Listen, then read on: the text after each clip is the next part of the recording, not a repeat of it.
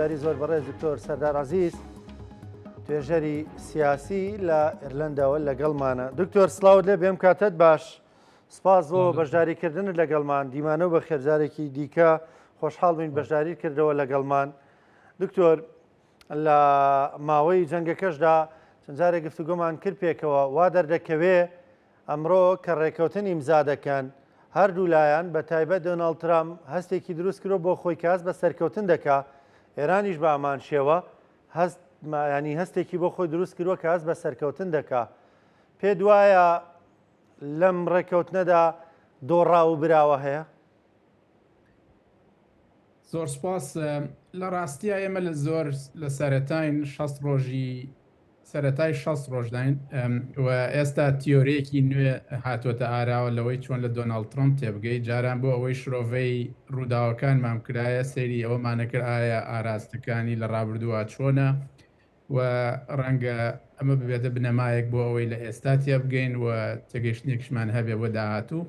بەڵام ئێستا شرۆڤەکارە ئەمریکیەکان دیدێکی نوێیان هێراوەتە ئاراوە، ئەویش ئەوەیە کە ئەم بەیانیە لەم بەیانیەوە چی ڕوویداوە هیچ پەیوەندی نییە بە دوێنێەوە و هیچ کاریگەریشی نییە لەسەر سبەینێ، بۆیە ئەگەر ینی لەسەر ئەم بنەمایە لێ بنوارین ئەبێ ڕۆژ بە ڕۆژ سەیریکەین ڕووداوەکان بەرەوە کوێ چێ. تێگەیشتنی جیاواز هەیە لەوە. هەندێک ئێستا پێشەوەی بێمە بەرنمەکەی بەڕێستانەوە گوێم لە گفتوگۆیەکە کرد لە ئەتلانتیک لە سەرچاوێکی یەکێک لە وڵاتانی کەنداوە ئەڵێ ئەم ڕێکەوتنە هیچ بەهایەکی ئەو تۆی نییە چونکە بڵێم جێبەجێ نابێ یا سەرکەوتو نابێ. ئەمە یەکێک لە دیدێکی تر ئەوەیە کە یەکێک لەو ڕێگایانەی کە هەمیشە لە ئارا بووە ئەوە بووە کە چۆن ئێران بێنیتە سەر مێزی دانوستان و ڕازی بکەی لە ڕێی پارەوە. ئەمە یەکێک لە بنەما سەرەکیەکانی ئەم ڕێکەوتنە، بڵێم ئاسانکاری یا ڕێگەپێدانیان بڵێم زەمینە سازیە بۆ ئەوەی ئێران بتوانێت دەستی بە پارە بڵێم ئەوەی فریز کراوە و پارانەی کە لە هی خۆیەتی بەڵام لە دەرەوە دەستی بەسرا گیراوە و لە هەمان کاتیشتا بتوانێت نەوتی بفرۆشێ بە تایبەتی کە لەگەڵ بەشی زۆری نەوتەکەی بە وڵاتی چینە ڕوا. ئەمە یەکێکە لەو ڕێگایانەی کە ئێران ئێستا پێویستی بڵێم لە هاوکاری داراییە یا پێویستی بە پارەیە و لەم ڕێگەیەوە ئێران بێت سەرمێز و سازشکە. لایەنێکی تر ئەوەیە بە تایبەتی لە ناوەی ئەمریکاوانی ڕەخنە لە دۆناڵد ترامپ بەگرن، وایە بینن کە ئەم ڕێکەوتنە سازشکردنە یا تەسلیم بوونە بۆ ئێران و ترامپ هەموو ئەو شتانەی کە پێشتر بڵێم هەڕەشەیە کرد و دژایەتیە کردوانە هەمووی دەستبەرداری بووە. ئێستا گەرنتیمانەوەی ڕژێمەکەی داوە، گەرنتی هاوکاری دارایی داوە، گەرنتی هاتنەوەی نێو کۆمەلگای نێودەوڵەتی داوە و ئەو شتانشی کە داوای لێکە هەمووی ئەوەیە کە دەستبەرداریە ئەو ئەتۆمەی کە هەیە بڵێم بیتوێنێتەوە. بەڵام ئەمانە هەموو لەسەر پرسی دانوستان. یەکێک لە پرسە هەرە ئاڵۆزەکان لەما ئەوە کە ڕوون نیەوە زۆر گرنگە، ئەویش پرسی چارە نووسی تەنگەی هورمزە. تەنگەی هورمز لە بڵێم بە شێوەیەکی ڕاشکاوانە باسی لێ نەکراوە، بەڵام ئاماژە بەوە دراوە کە لە نێوان ئێران و عوماندا ئەم بڵێم هەردوو وڵات ڕێکەوتنەکەن. ئەمە بۆ خۆی ئاماژەیە کە کۆمەلگای نێودەوڵەتی لی دەترسێت، چونکە سیفەتی تەنگەی هورمز هەتا ئێستا سیفەتێکی نێودەوڵەتی هەبووە، کە کاتێک تەنگەبەرێک نێودەوڵەتیە بەمانای ئەوە ناوەندێکە کە بازرگانی جیهانی پیاتێ پەڕێ بەبێ ئەوەی کەس مافی ئەوەی هەبێک ڕێگری بکە یان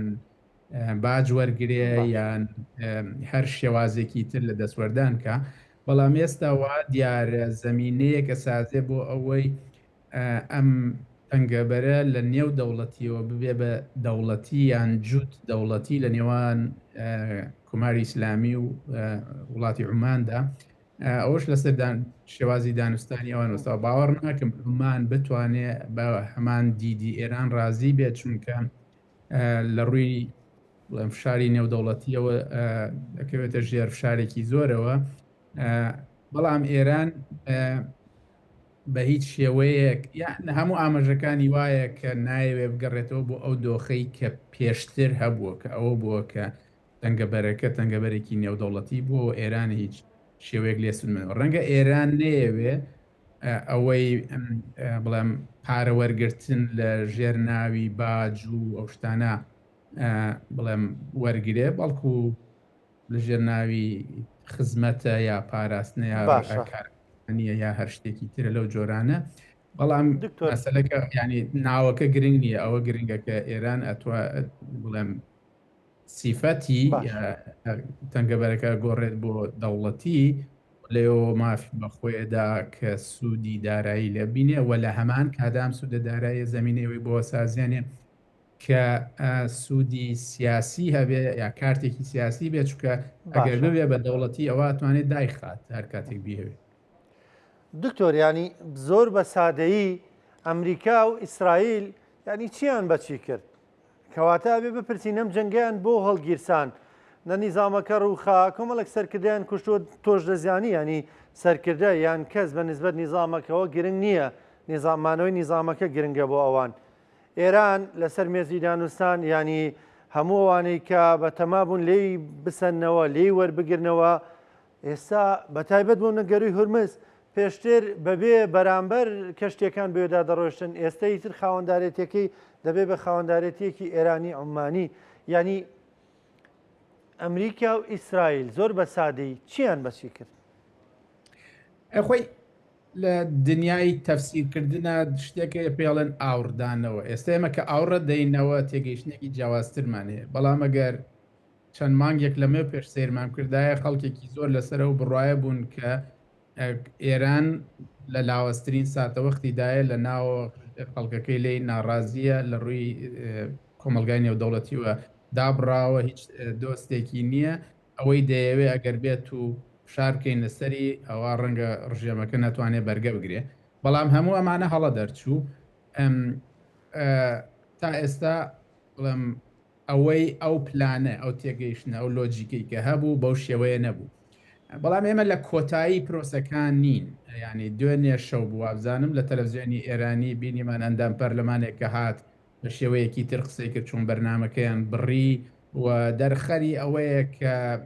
نازانرێت لە ڕاستیە لە ناوە چی دەگوزارێ لە ناو ئاراستەکان چیە ئەوانە ئەوەش لە ناوی مشتەباوە وتراکە ئەو خۆی بە تەواوی ڕازی نییە بەم ڕێکەوتنە بەڵام ڕێگەدا بەسەر کۆمار ئەجا ئەوەی لەم ڕێکەوتنەی ئێستا لەلایەنی ئەمریکیەوە ئەوەی زۆر بە حەماسەوە بۆی ئەوەی زۆر ئەوێ خۆی بە خاوەندارەتی بکە جێدی ڤانسە و جێدی ڤانس ئەو بەها ئەو بانگەشەیەکە کە ئێرانی 47 ساڵ کۆتایی هات ئێرانێکی نوێ دێتە ئاراوە ئەمانە ئەگەر ئەمانە ببێت ئەگەر ئەمانە ڕوویدابێ ئەوە گۆڕانکاری ڕوویاوە بڵێم ئەوەی ڕووی ئەو شەڕ ڕوویدا ئەم دەستکەوتانی هەبوو بەڵام ئایا ئەمە هەمووی تەکتیکە ئایا ئەمە هەمووی بۆ تێپەڕاندنی دۆخەکەیە ئایا ئێران دەیەوێ ئەمەی کە ئەچێتە سەرمێزی دانوستان بۆ 2 ساڵی تر درێژی کاتەوە دوای 2 ساڵی تر ترامپ لە ئارادا نییە و دۆخێکی دردێت و شەڕ لەگەڵ ئێرانە کۆتایی دێت هەموو ئەمانە ئێستا بڵێم سینناریۆن ئەگەر کراون وەکوتم ینی ئێستا ئەو مەودایەی ئەتوانی تەحلیل بکەین لە یەک ڕۆژ زیاتر تێ ناپڕ باشە دکتۆر نیزامەکە کە بمێنێتەوە ئەمریکا کە بەمە ڕازی بێ ینی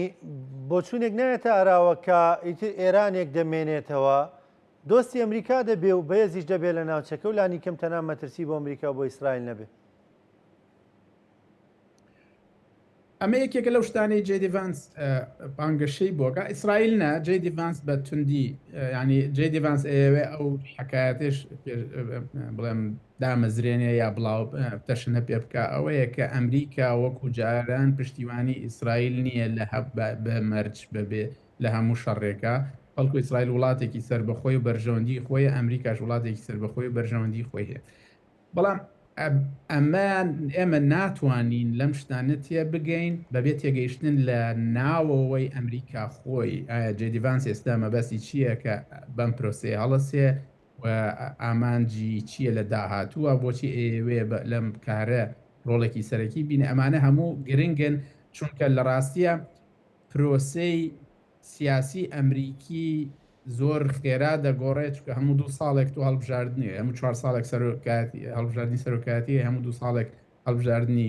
کۆنگرسێ ئێستا ئەم ساڵی هەڵبژاردننی کۆنگرسە و دوای ئەمە بانگەشە بۆ سەرۆکایەتی دەست پێکە جێ دیڤانس ڕەنگە یەوێ بەشێک بێ لەم پرۆسەوە دیعایەوە بکە کە ئێران لە سەردەمی ئەوانە دژمنایەتی کۆتایی هێنا بۆ ئەمریکا و ئێرانێکی نوێ هاتوۆتە ئارا و دابڕاوە لەو 46 ساڵەی کە هەبوو ئەوانە ئێران ڕەنگە یعنی لەگەڵ ئەمریکا بڵێم نەبرەی دەنگژایەتی ینی کەم کاتەوە بەڵام لەگەڵ ئیسرائیللا بە هەمان شێوە مێنێتەوە بەڵام ئەگەر ئێران خۆشی جەخت لەسەر ئەوە کاتەوە کە بێ جێ دیڤانس بەشێک بێ لەمە وایە بینن کە ئەگەری زۆرە ئەو جێژەی هەیە ئەیتر تەنها مەرگ بەر ئیسرائیل دەبێسین مەرگ بەر ئەمریکا نامێنێ ئەگەر بێت و ئەم ینی ئەم دوو لایەنە ڕێکەون و زەمینەی ئەوە بسازێک کە ئێران بێتەوە هیچ شارێک دەسوەردانێک نەبێ و شارێک نەبێ لەسەریان ئیتر ینی ئەگەر بش بێت ئەتبێتە دروشمێکی بێناوەڕۆک چونکە ئەم دوو لایەنە لەسەر مێزی دانوستان و گفتوگۆکەن و ڕێککەون و بڵێم وعد بەیەکە دەن کە شار لەسەر یەکتر نەکەن و دەسوەردان نەکەنوانە هەموو ئەمانە دەلالت کا لەوەی کە یعنی تۆ ناتوانانی بە هێزێک بڵێم مەرگبەر و لە هەمان کاتیشە دانوستانی لەگەڵاکەی و ڕازیبی بە مەرجەکانی و قبولی کەیتوانێت جا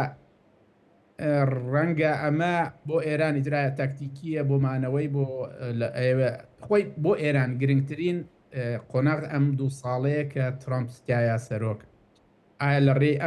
ئەم دانوستانەوە کە ئێستا دەست پێکردەوە درێژەی پێدا بۆ ئەم دوو ساڵەوە خۆی ئەپارێزێ لە شەڕ چونکە لە ڕاستیە دوای ترامپ ئەمەی کە ئێستا لە سەردەمی ترامپ با ڕوویدا زۆر ئەستەمە جارێکی تر بە ئاسانی ڕوو بداتەوە چکە ئەوەی لە ناوخۆی ئەمریکا ئەگۆڕێ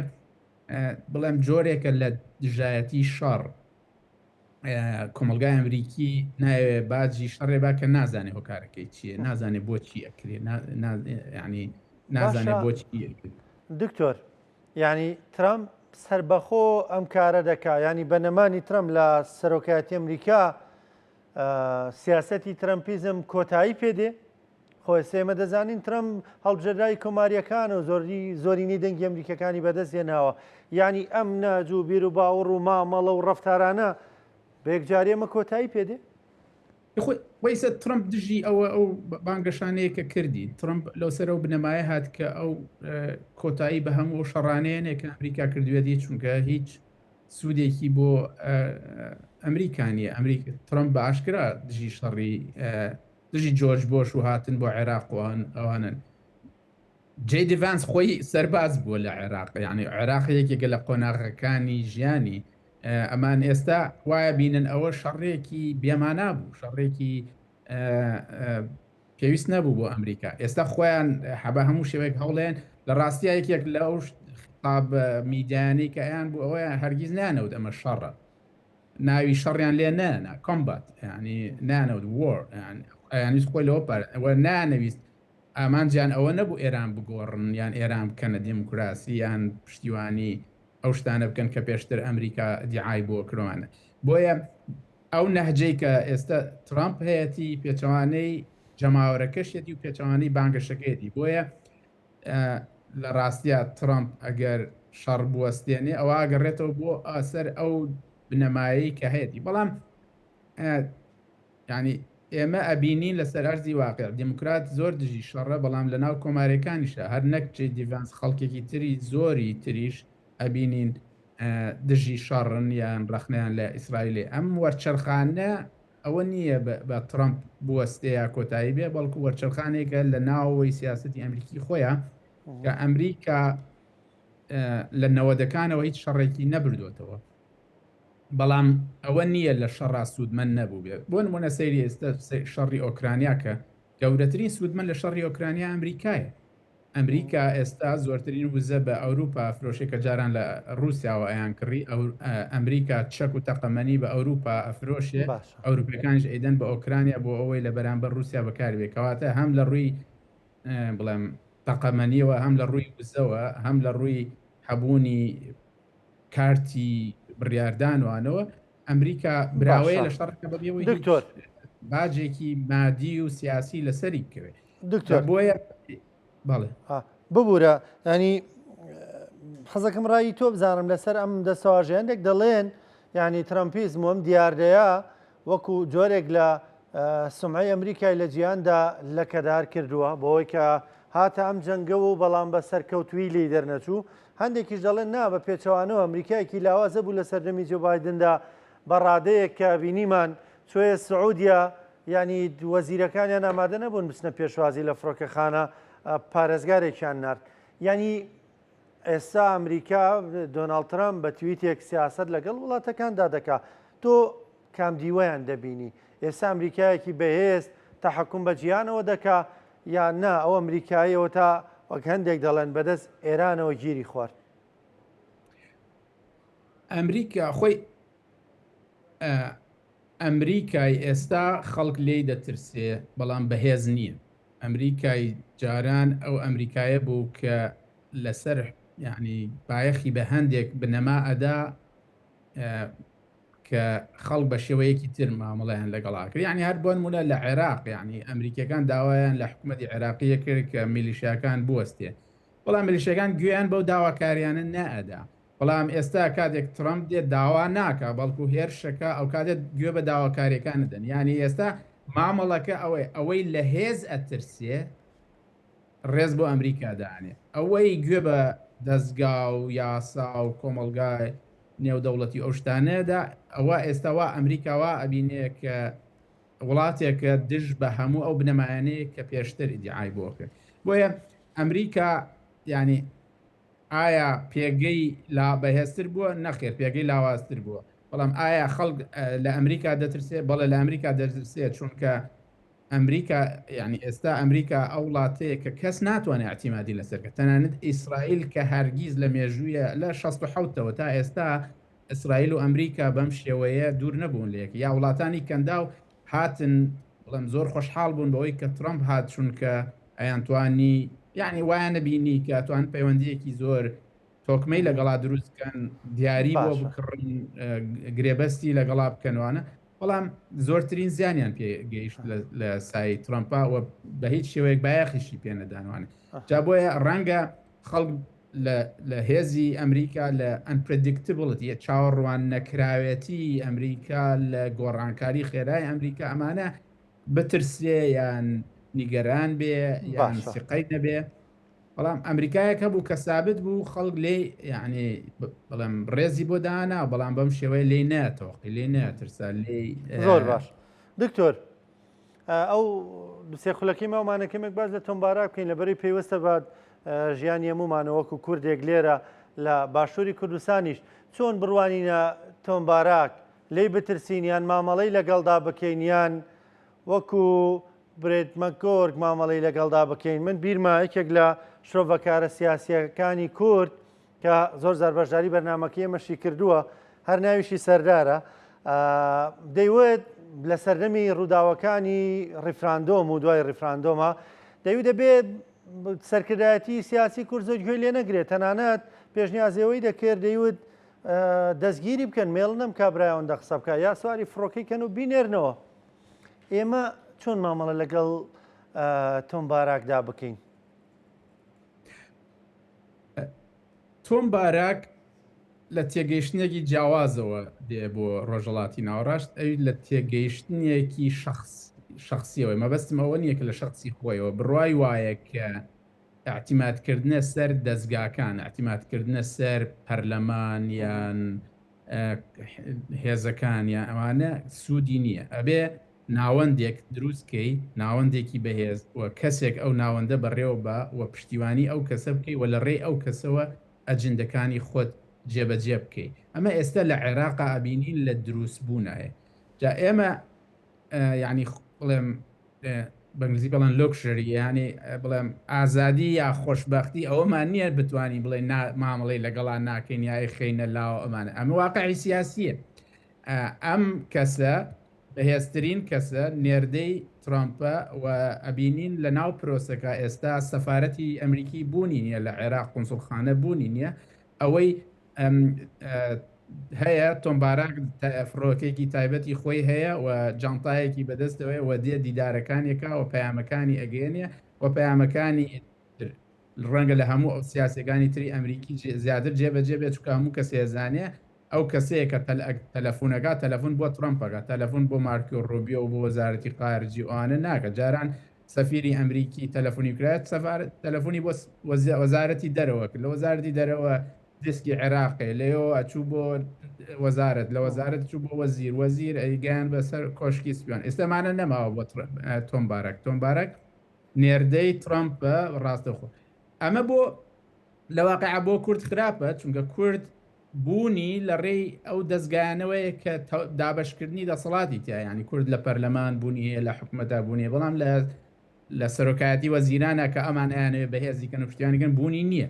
ئەمە لایەکی تر ترامپ باراک بڕای بە ئەوە نییە کە لەم ڕۆژەڵاتی ناوەڕاست خەڵک بڵێم ینی ئەوەندە بەهای بۆ دیموکراسی و ئەم دەستگا و حکومی قانون و ئەم شتانەدانێن ڕای وایە ئەبێ هێز بەکاربێنی و کەسی بەهێز دروستکەی و هێز لە پشتیەوە بێ و جا ئەمانە بۆ کورد باش نی مێژووی کورد دروستبوونی کورد لە نەوەدەکانەوە لەوێەوە دروستە بێ کە بڵێم شەڕی سار تەواو بێ و دیموکراسی لە دنیا تەشەنەکە جیاواز مافیە بێ